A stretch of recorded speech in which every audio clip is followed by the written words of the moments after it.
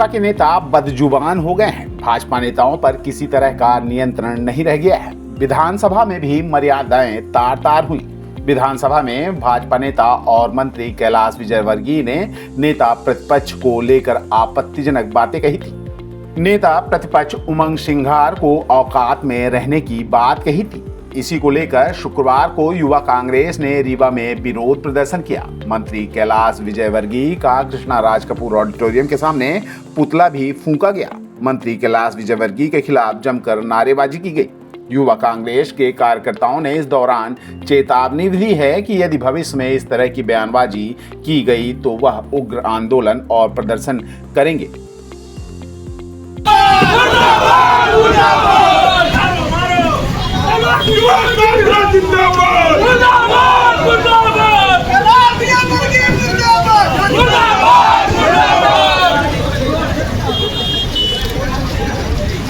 कैलाश विजयवर्गीय ने कल जिस तरह से विधानसभा में उनका बर्ताव था, मध्य प्रदेश के नेता प्रतिपक्ष हम सब के नेता उमंग सिंघार जी के साथ जिस तरह से व्यवहार किया वो काफ़ी चिंतनीय है और इस बात को दर्शाता है कि सत्ता के नशे में भाजपा के नेता कितना चूर हो चुके हैं कि जनता की आवाज़ को विधानसभा में रखने वाले नेताओं के साथ जिस तरह से व्यवहार कर रहे हैं। खासतौर कैलाश विजयवर्गीय जी लगातार अपने बयानों पे चर्चा पे रहते हैं। अभी कुछ दिन पहले ही आपने देखा था कि पत्रकारों ने जब सवाल पूछा तो उनको घंटा शब्द और अपशब्द बातों का प्रयोग किया।